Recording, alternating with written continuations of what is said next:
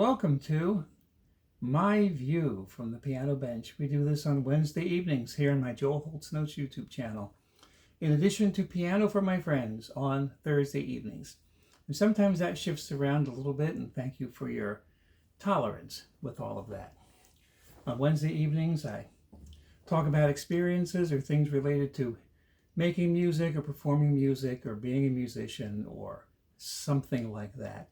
And on Thursday evenings, I go into cocktail piano hour mode and become my spontaneous, ridiculous self, which can also work on Wednesdays, but it's a different bag when I have to actually form words and make sentences that are coherent and don't have polyphonic things happening alongside of it. I can only say one word at a time, unlike the piano where I can play more than one note at a time, and it sounds better than that, hopefully. Thank you to those of you who support and encourage me through the links you'll find on the support page of my website. And you'll see a link to that in the video description. That in effect sponsors these videos. There's no other funding. I really appreciate it. And if you watch with some regularity, I'll ask that you take a look and consider. So every Wednesday night, I have a topic, and I think the title is going to be, and it's possible that you will see something different in the description. It's going to depend on how I feel about this when I'm finished, because I don't know what I'm going to say yet, but I have a kind of idea of what it's going to be about. And my tentative title right now, or topic title, is Way Down the Road. Way Down the Road. And what is inspiring this was my experience this past weekend with the Mederi brothers up in Eaglesmere, Pennsylvania. I'd never been up there. The Mederis years ago were there in kind of connection with another artist and a different band leader, although pretty much their band. We're talking over 20 years ago, with their Friends of the Arts summer concert series, which apparently they're still doing. And a lot of the people involved have changed and moved on, but the arts emphasis is still there. It's a lot of classical music, musicians in the series, but also some classic jazz. And the Mederis were kind of central, and then they weren't, and now they're back. And it was a cool kind of coming back for them. But I had never been there with them because I'd been in and out of their band all this time. And I missed a lot of things, but of course I experienced a lot of things as well. And they had a wonderful experience, as did I, being part of that scene. And even though, for me, it wasn't just about experiences that I've had with the Mederi brothers, this weekend kind of connected me in a way with my entire career of playing music. And it was wonderful and heartwarming and encouraging to all of us.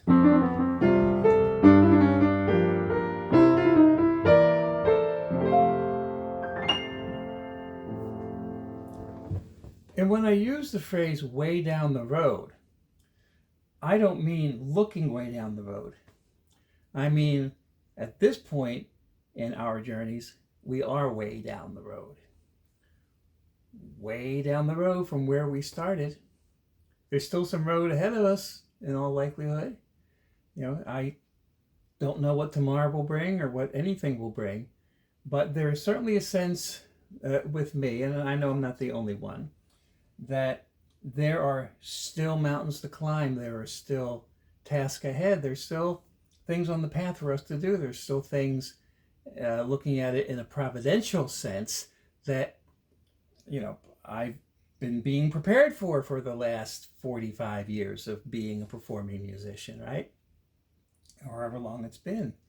And that, I don't want to say the best is yet to come. Maybe it is.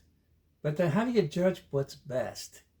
There's just more is yet to come, But that more is more of the same thing that has filled my soul and my spirit all along, and made it not only viable for me to do this, but desirable, and the only thing that's ever made sense. And you have to have a certain degree of insanity, perhaps, or you could look at it another way. One of my stock lines is that the artistic temperament, depending on your view of the universe, is either a calling or a disease. Either way, you're stuck with it. But I take the optimistic view, the glass half full view.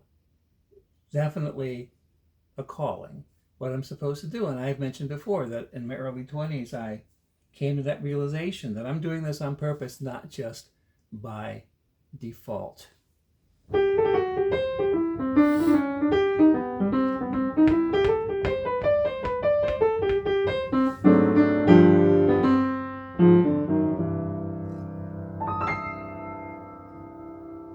It's always nice to go to a venue and have a nice piano to play.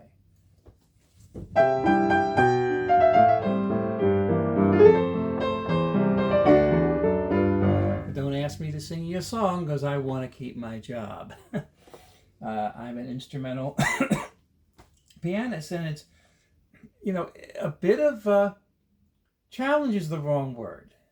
Maybe it's the right word. It's a different ballgame being an instrumentalist and not a vocalist or somebody who sings, especially in the current culture. But you find lots of ways and lots of niches to do it. And over the course of my, it's still weird using the word career. I could have said life, but I think the word most people would use is career. But this is my life, career, it.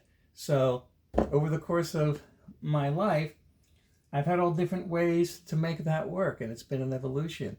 And also it's kind of a unique explanation, my uniqueness, as to why I'm where I am at the current place in time that I am. And as I've thought about this recently, and I've shared some of this before, that I came into music with the understanding that, yeah, I had something to contribute here. I could do something.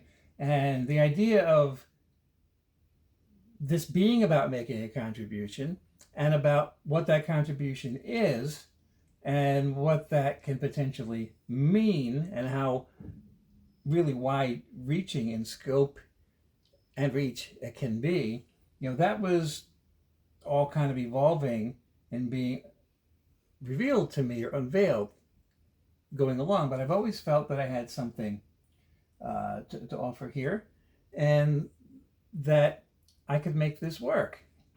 And coming up as a very young musician, like when I got my driver's license, when I was 17, and then off I went. I was telling somebody today about the amateur night gig that I picked up, and I think I was still 17. I may have been 18, but I think I was 17, which probably means I shouldn't have had that gig. But I was the house pianist, like an accompanying pianist, and at every Monday night gig in 77 or maybe 78, and it was $40 gig on a Monday night, and that was okay. That was especially for a teenager, and other gigs and weekends and students and stuff. And of course I had to have a car. And then when I was still a teenager, I took on organist duties at a church, and at that point lots of teaching during the day, driving to people's homes, and then doing gigs on the weekend, and living the life from that point on. But it was the musician's life that many of us lead, that you have all these basically slots you have to fill, right? And or the way I looked at it, especially after I took some business consulting meetings and use less and barter. For that, I've told you about that. I learned how to have the chops of running a business and selling and that kind of thing. The idea of billable hours was like, and I always felt, the music business can make sense if you look at it in terms of billable hours. And all you have to do is make sure you bill enough hours to make it work. And like, how can you do that? And you come up with ways to do it. And there's lots of creative ways that musicians have done that. Singing telegrams back in the day, or whatever. And that evolved into becoming, kind of quickly, really more performance centric, and I spent a lot of time working the first niche market, which I'm calling it a niche market, which is churches. And in my late 20s and early 30s, lots of concerts in small and medium-sized churches, and especially like in small churches, I could come in by myself. I didn't have to have a lot of money, and the love offering could suffice for me, or it'd be small budgets. I could drive around from small churches, drive halfway across the country. Did that a lot. A lot of you know that story. And I worked my still sort of billable hours idea, just staying busy with that. And then as I got into my 30s, and I wound up with no thought of ever doing it, I wound up in my mid-30s full-time in Atlantic City, and got the really strong sense that, and if I had thought about it, and I did kind of, but it really was evident at the time that what I do is bullseye, especially then, what I did at the time, but what I still do, bullseye for senior citizens. And then that opened up the whole music therapy door and things related to it, another niche market. And I was even busier in that realm, and talk about billable hours through the roof, and in that realm, not making a mint, but making a living. That's always been the goal. And then the thread continued when I approached my 50s. It started to turn again to be more focused now on being an actual artist.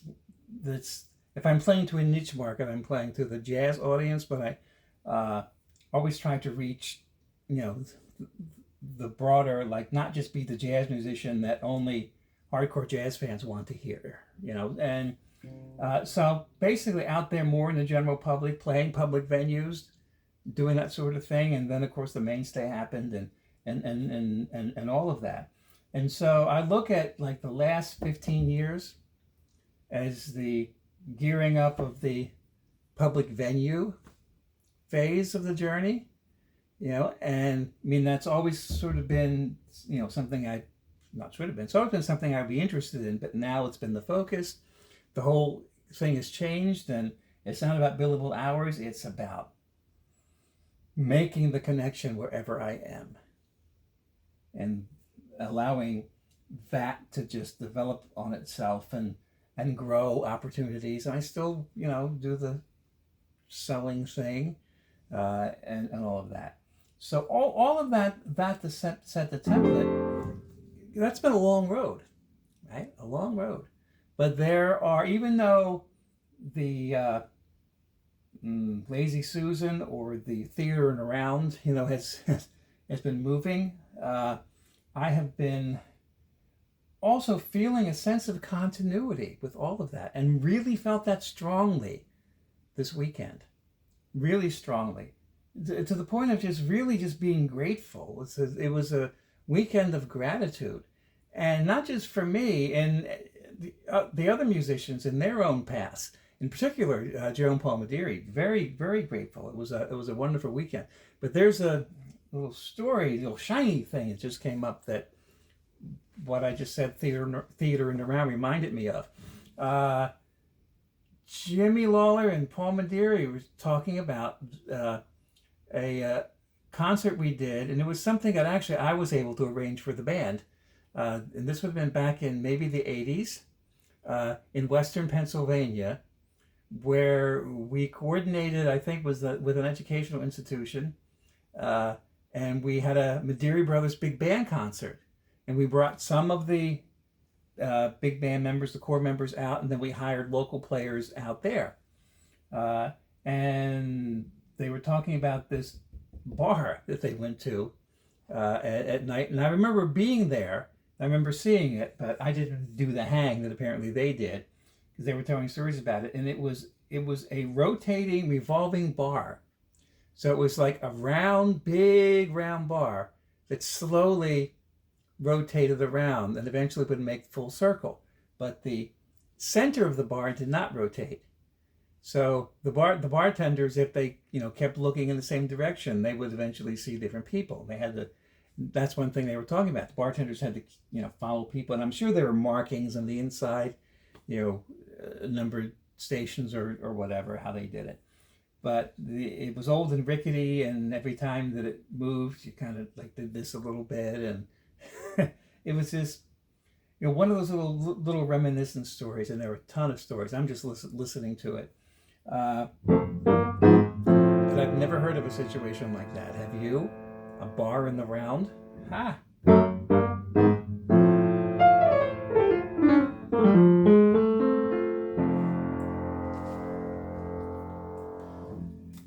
And in that weekend, this past weekend, it included the hangs with the musicians and conversations with the audience, and a couple of great performance opportunities, and just the drive itself up there. And I took a beautiful scenic route, an off the beaten pathway, and where I live, it made kind of sense to do that rather than taking turnpike toll roads and stuff that the guys from New Jersey would take.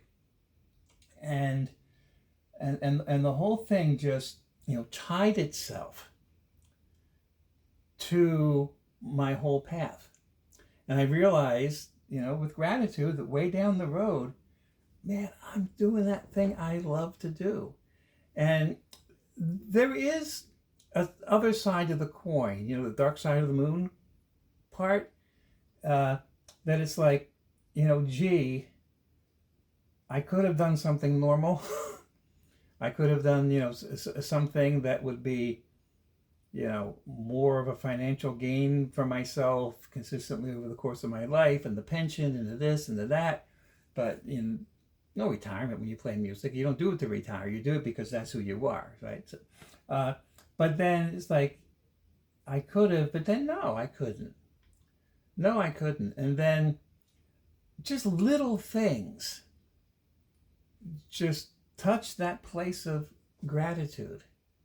And I thought about, before talking about this, that I'd want this to be kind of applicable, because I'm not really talking so much about making music or things that you might be interested in, although who knows what I'm going to say 2 minutes from now. But especially as I start forgetting what I've said 10 seconds ago. Doing this kind of helps me reset and remember.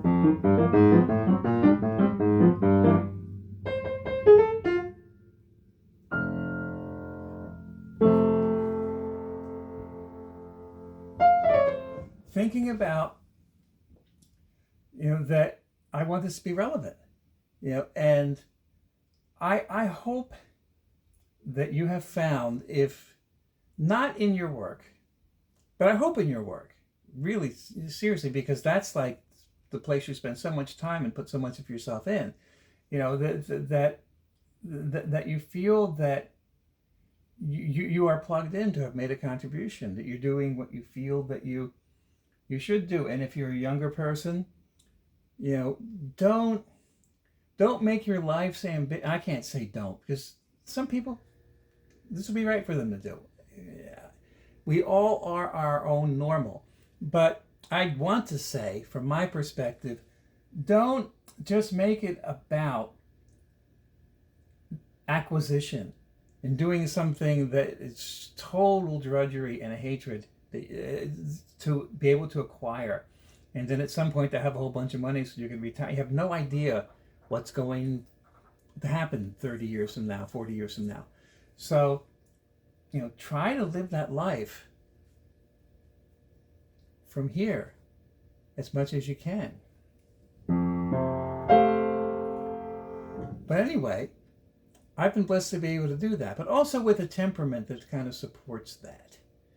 Because I'm an emotionally driven guy, and I was talking to my son, to my oldest son, who talk about acquisition and in a career where you can make a lot of money and you can plan your financial future and you can do all that, and that really works for him.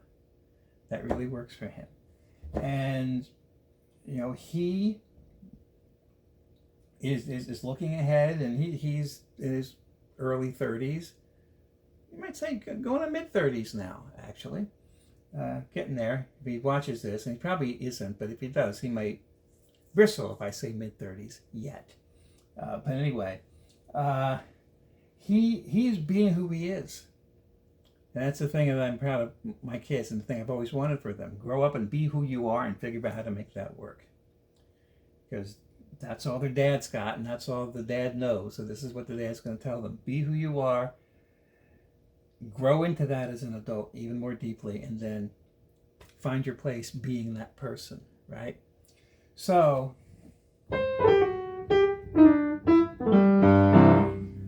Saturday morning, earlier than I would typically go out, because especially lately I've been keeping very late hours.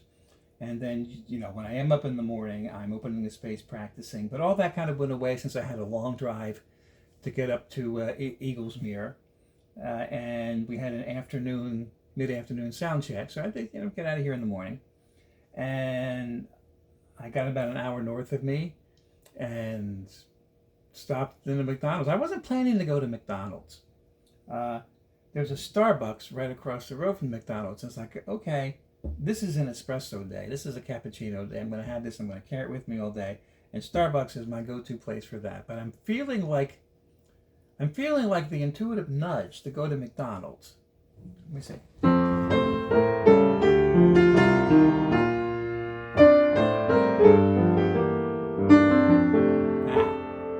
Haven't heard that in 20 years? You deserve a... Wow. You deserve a man today. Go get up and get away. Is that what it was? Wow. I remembered that. Pretty cool.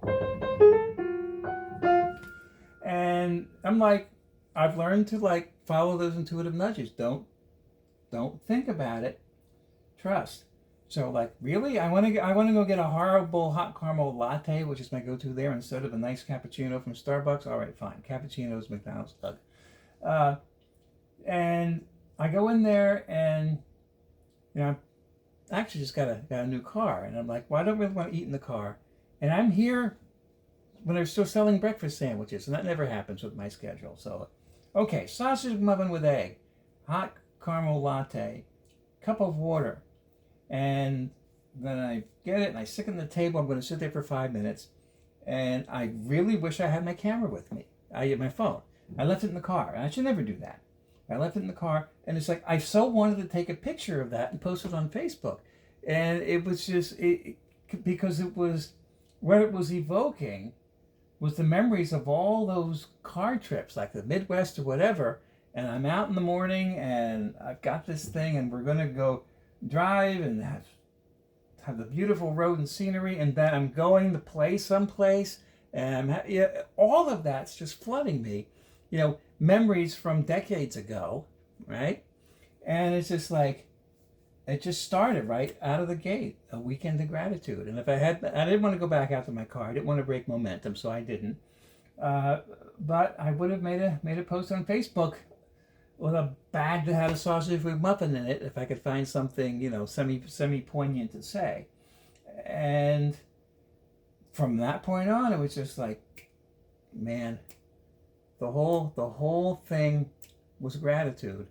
And as I'm going through the weekend, getting there, having the rehearsal, the sound check, going out to dinner, coming back, doing the concert, which was really wonderful, and then having a hang at our host house because we were put up in people's houses who were generous and had the means to do that, and play the church service on Sunday morning, and it just like from one thing to the next, it was just like yes, yes, yes, yes, yes. And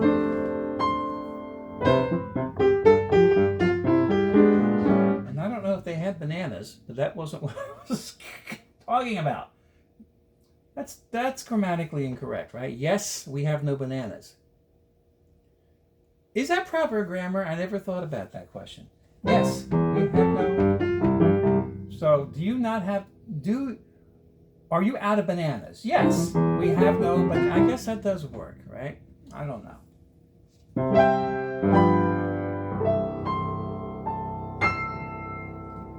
Whew.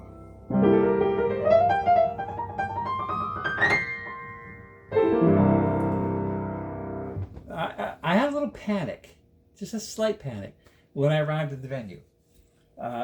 And I took my time on the trip because I knew what time sound check was, and I was walking into an acoustic piano. So I had no gear to bring in.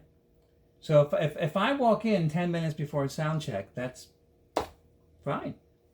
And then the only thing I don't get to do is have some input on the placement of the piano, but the guys know exactly how that needs to work, and they handle that. And a lot of times, different bands, if you say 3:30 sound check, that means the guy say, I'm going to show up at 3:30, which really means I'm going to show up at 4. And not everybody takes that seriously, but not in this circumstance, and I try to always take that seriously, obviously. So I knew, be ready to go at 3:30. And I get there, and I get in the parking lot, and I hear the music. And of course, I knew it was the band. It was the guys. When Joe Medeiros playing the clarinet, you know who it is. For sure. And the door was open. And the door was in close proximity to the stage. It's like, really? And I walk in, and they're running the first tune already. Cool. And they all got there super early, and I got there when I needed to, and it was okay. And then we just ran through the tunes. One of the tunes we ran through, actually a couple of them, were George Shearing style arrangements. And that's something new for the band. And since I've been back in the band the last few years, and now we have the potential of a rhythm section that has both guitar and piano. Because over the years with those guys, when I left, because I've been in and out of the band all these years, they've had a guitar player, Pat Mercury, who, believe it or not, has been now for 50 years. He posted about the 50th anniversary of this. The first call outside auxiliary string player, the guy who, if the classical piece calls for mandolin like an Italian opera, or guitar or banjo like Rhapsody in Blue or something, he gets the first call. So he's done lots of Philadelphia orchestra stuff, right, for over 50 years. But he's also accomplished in the jazz, particularly in the more traditional jazz realm, and has been with the Medeiros since very, very early on. When I started with them in high school, there was a guitar player that they used initially, a friend of theirs who taught in the same music store that Joe and Paul did. But Pat came on the scene very early, and when I was not in the band, either another piano player would be, or Pat would be, and they did a lot of the festivals. But in the time that I wasn't with them, with just the rhythm section of bass, guitar, and drums. But having the 4-person rhythm section with the guitar and piano is ideal. And then having vibes on top of that because of Paul Mediri. So we happen, without bringing in somebody we typically wouldn't use, we have the instrumentation to do the George Shearing arrangements. So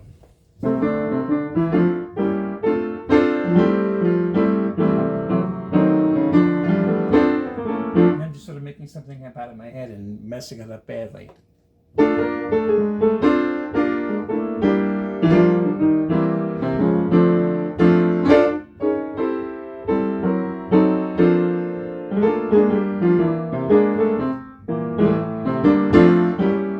So you have that kind of thing, but you have guitar and vibes playing the melody with you. Yeah, and it's a very distinct sound, and what bands are out there doing that? And it also kind of represents a bit of a fast forward, slightly into the jazz scene. You know, the Leary band back in the day was all about, you know, Benny Goodman, Artie Shaw, and that thing, and they still are, but they're, you know, pushing ahead a little bit, and that's like more like jazz of the 50s as opposed to jazz of the 30s, and you know, it's important to do stuff like that right now. And Paul and I had written a few Shearing choruses that we've done in past shows. Went over really well, and now we have sort of a list of assigned tunes that we want to write more choruses for. And for this show, you know, Paul and I have not been able to get together for quite a while to rehearse anything. His situation has evolved, and he's teaching 6 and sometimes 7 days a week, day and night. Tons of students down in Lower Delaware associated with the music store chain and other things. Very, very busy. So I talked to him on the phone this week, and he said, yeah, Joe, it's going to do Autumn Leaves, and we could do a Shearing course and just play the melody, unless you want to write something. He said, yeah, I'll write something. And I'm not really thrilled with it, and I don't have it here with me. I wasn't planning to play it, so I won't. But, you know, one of the things we went over, this is, of course, the first time we will have heard it. We had this little chorus on Autumn Leaves, and Paul looked at me because, yeah.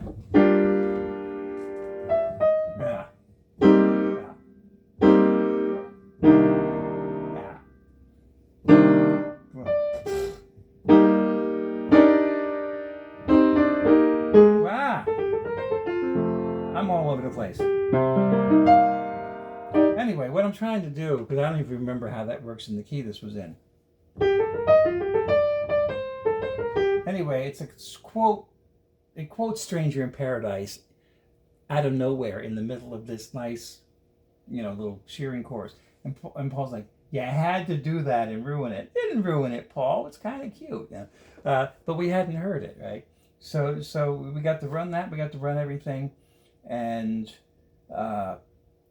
then we all knew at that point it was really going to be a special evening, because the people who arranged the concert, a lot of them, even on this committee, didn't know the Mediris because it had been over 20 years since they've been there, and you could just tell everybody's like, "Whoa, really? Whoa!" And it's like, "Yeah, we're gonna have fun. We're gonna have fun." And we're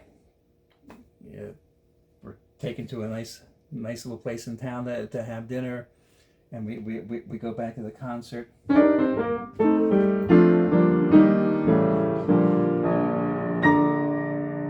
we play our charts, we do our thing, and I'm trying to think of any particular tune that stands out in the evening, and I really can't.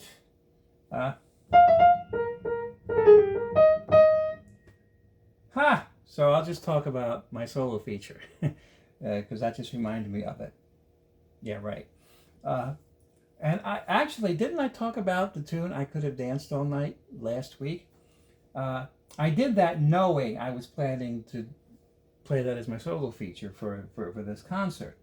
And I am in the process of posting this, because I had the phone camera here, and it really didn't work balance-wise for the rest of the band, and I knew it wouldn't. But I happened to grab the set of my solo feature, so I posted it on both YouTube and Facebook. By the time you see this, it'll be there. So you get a sense of how much fun we had in the evening, even though you can't see anything out in the audience because of the lights. You can feel the audience response, and you can feel the rapport, and it was really, really cool. But I'll tell you what I did in that, so you can watch it if you want. So I have sort of a running thing that when I sit down to the piano, and they're used to it at the Madeira land, so it's like they know what's coming. But if I'm with somebody else, here's how I scope the scene.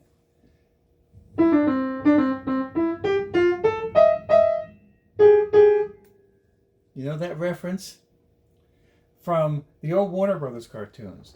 It was a running gag, and they did that same gag with a bunch of Yosemite Sam and Bugs Bunny cartoons. And there may have been some other characters involved, but a lot of it was Yosemite Sam making Bugs Bunny go and play the piano, and he has the music for those endearing young charms, and he's reading it, and then right, and then when you get to that note, there's a little connection. It's hooked to the dynamite underneath, and kaboom, right? And of course, I misplayed that note, but it's kaboom. But Bugs Bunny would always miss that note, and then Yosemite Sam, you like this, boom, right? And so I didn't tell anybody in the band, right? And you'll hear this on the recording. I didn't tell anybody. And I started the tune. I could have danced on that. I didn't announce what the tune was going to be. I just went. Now, of course, when I sit down, I didn't finish this. When I sit down first at the piano, when like guys are warming up or whatever, I do the thing, and I see if somebody laughs. See, and usually somebody will get it, and then they'll start talking in Daffy Duck or something, and that just breaks the ice. It's great, right? But this time,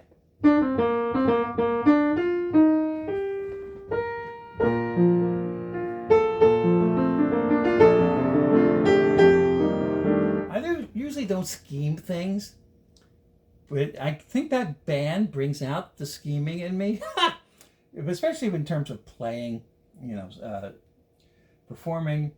But I don't scheme. But that was a scheme, and I just envisioned. I didn't know where I was going to be in relation to where Jimmy was, but I could imagine Jimmy just laughing hysterically. And if I were facing him, I was actually thinking, okay, if he's like being loud, laughing when I do it, and he's on stage, I was going to look at him and stop playing and say, quiet over there. I'm trying to concentrate. There's something to make the audience laugh. But everybody had left the stage, and they were all off to one side, right? So as soon as I actually hit the correct note, even before I hit the correct note, Jack Hedgie starts laughing. He laughs at everything. And you can hear that really, really well on the post. But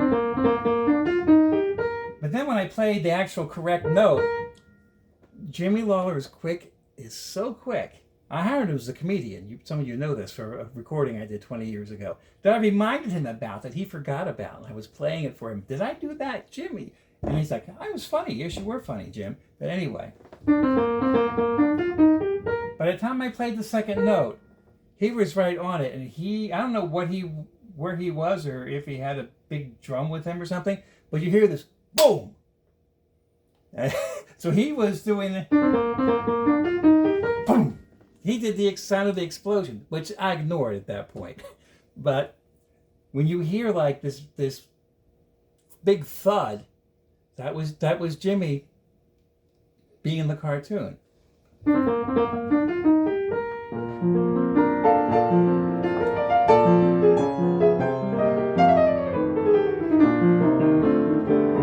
now I was, the extent that I can be sort of serious for the rest of it. But I was proud of myself with my little scheme.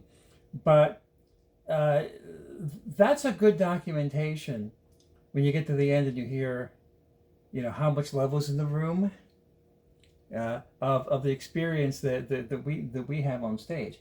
And of course, that's a beautiful. But what's really beautiful, I mean, because that's an outgrowth of the connection that we all have with the music and with each other. And Joe and Paul got in their zone a little bit where they're throwing barbs at each other, and making the audience laugh, because they're identical twins. It was the longest 9 months of my life, all this. It was, they were being their old selves, right? But you get to a certain point, and that was in the second half of the concert. Everyone in the room is essentially on stage with us, but we're out in the audience with them. The room is one, and the band really accomplished that thing that I talk about, mostly playing solo, but in any situation where you take your lasso and you throw it around the room and you just bring everybody in the room in one place, and that's a great experience. And it's not because, they're clapping and they love us. No, it's like, we're loving it, we're loving them, we're loving this, and this is love, and this is connection, so it's all that really, really, really cool stuff. And that on its own is great, but the context of it being with these guys that we've all played with for decades, and two of those guys, Jimmy Lawler on drums and Pat Mercury on guitar, have been steady with the Medeiros for years, for decades. And I wasn't there when Pat first came in, and Pat and I didn't always get to play together. In fact, seldom, because it was either one or the other of us, because it was a three-piece rhythm section. But now with a smaller band, and we didn't have another horn player, so we had the luxury of having a sextet, and then Joe and Paul. But the other four were the four-piece rhythm section. So I didn't always play with Pat, but enough that we knew each other, and we enjoyed each other's company, and we have memories and stuff. But Jimmy, I remember when he came in with the band. I remember before he was the regular drummer, he would get some of the calls, and Grant McAvoy and other guys would get calls. Jimmy was working as a debt collector for an agency or something. It was a day gig. And something happened, he got laid off, or the company folded, or I don't know, but he lost his job. And at that point, the band was really busy. And Joe just said, okay, Jim, don't worry about the day gig. I'll give you all of our work. And at that time, it was, if I'm not 100% accurate with this story, I'm at least 90% accurate. Because I wasn't in their conversations, but I knew what was going on. I was there.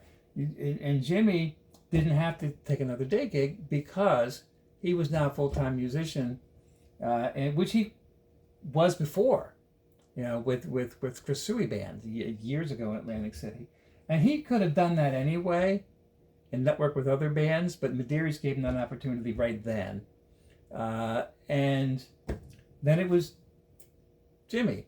And so many gigs I've done with Jimmy.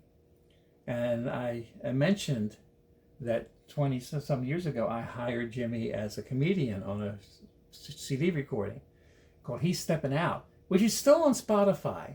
And I might take it down because I may try to actually re-record some pieces of that and re-release it all this time later.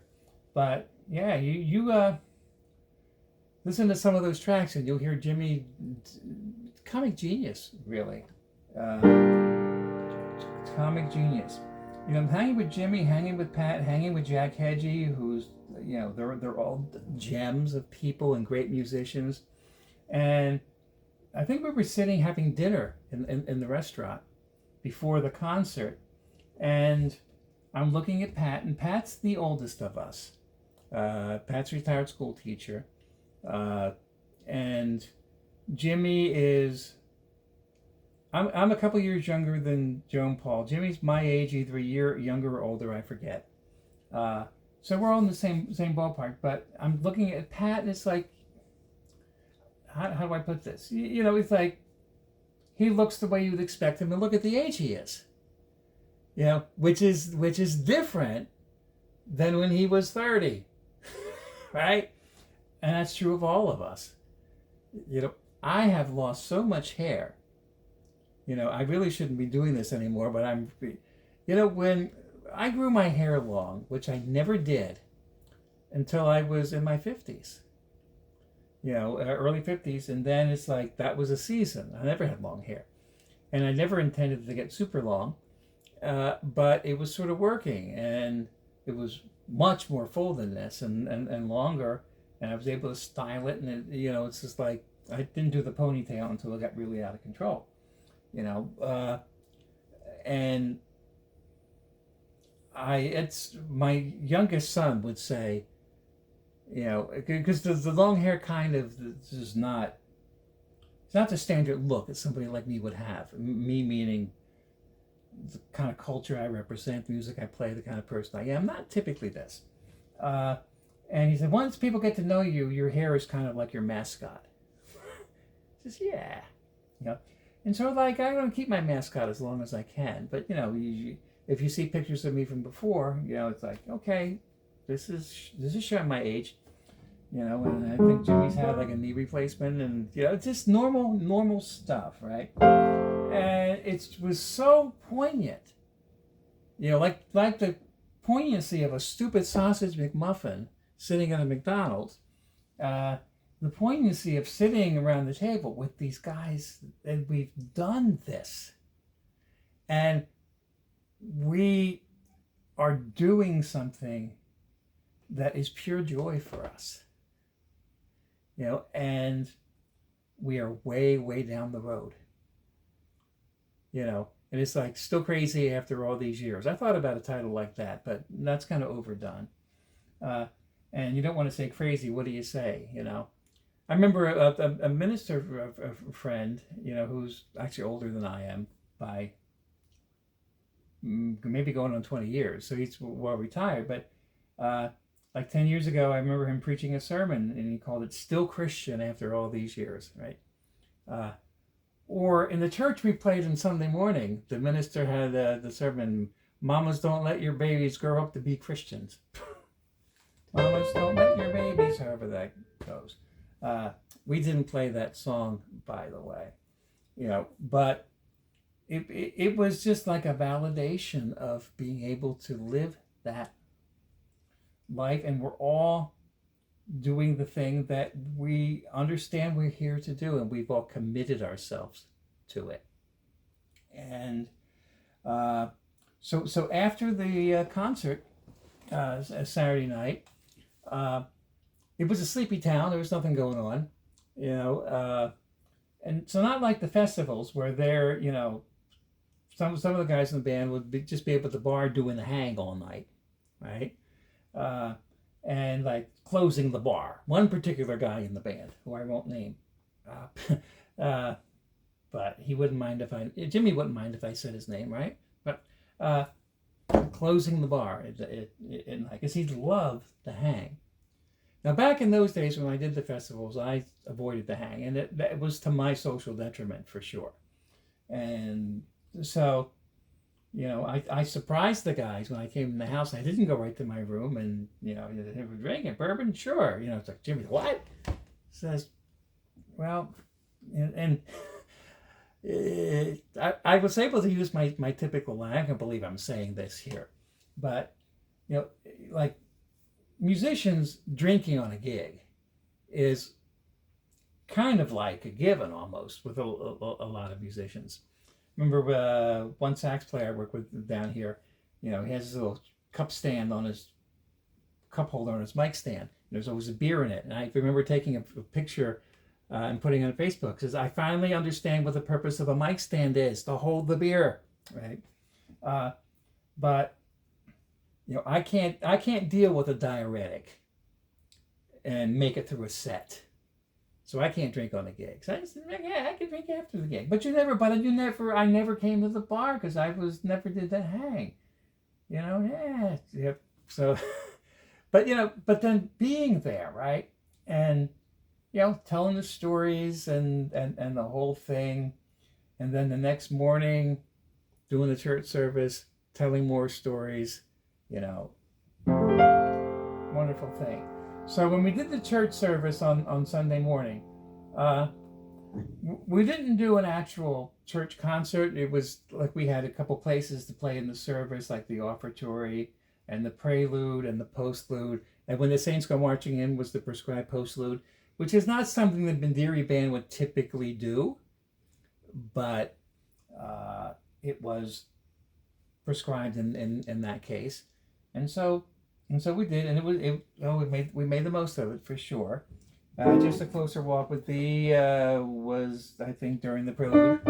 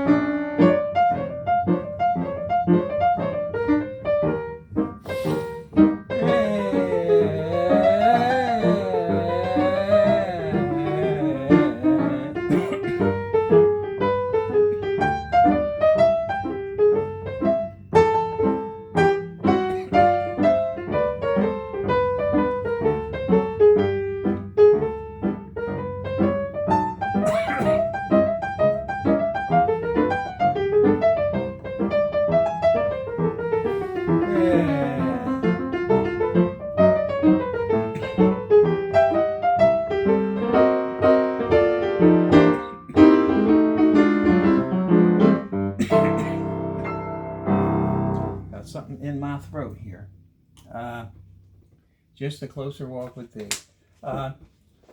So there weren't really any announcements. There wasn't like a set that, like we'll do at Sun Valley, we'll do a church set.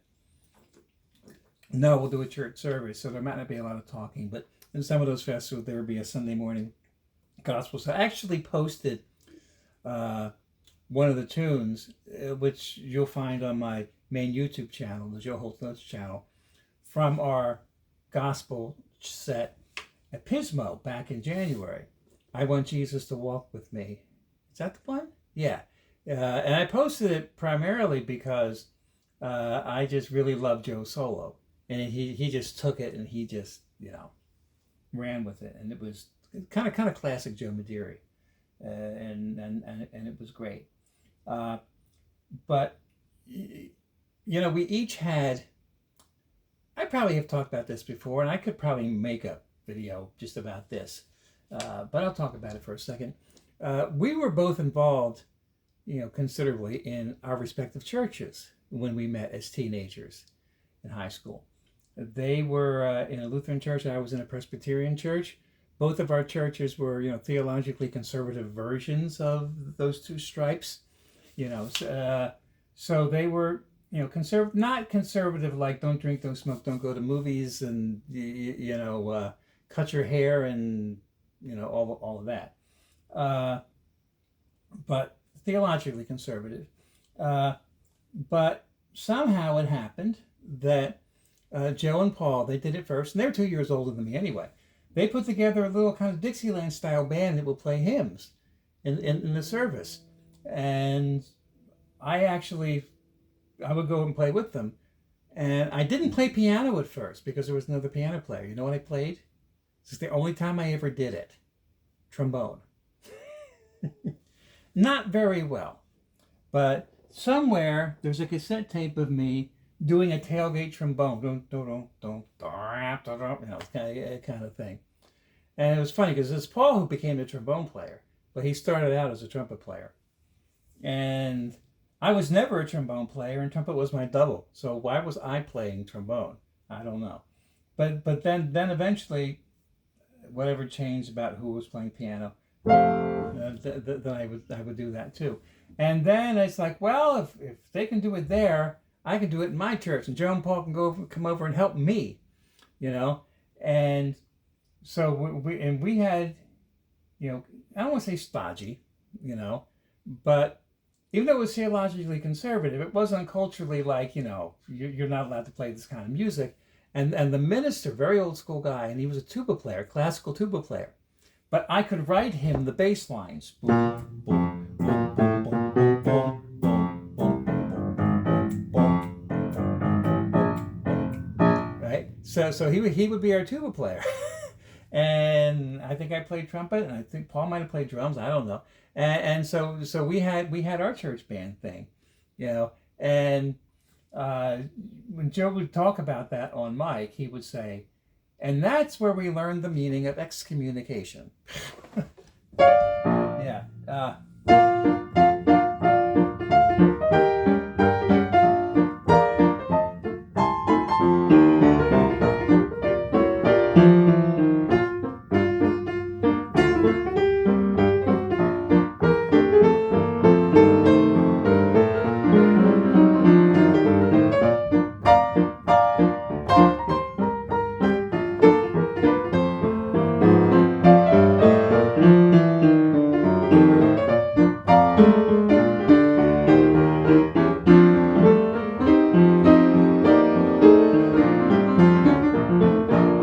So there's like an old school rendering of "There's Power in the Blood." And that's kind of how it was, 2-beat feel. Now, if they do it with their band on festivals now,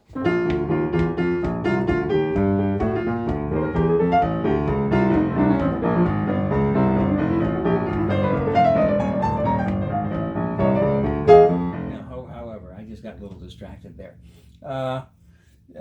So there's that history with us, with Joe, Paul, and I, going back to teenage years, and we're doing it in the church, and we still haven't been excommunicated from the religious societies or the musical societies that we're aware of. Anyway, nobody has told us. They're all maybe just working behind our back and gossiping. We don't even know. But anyway.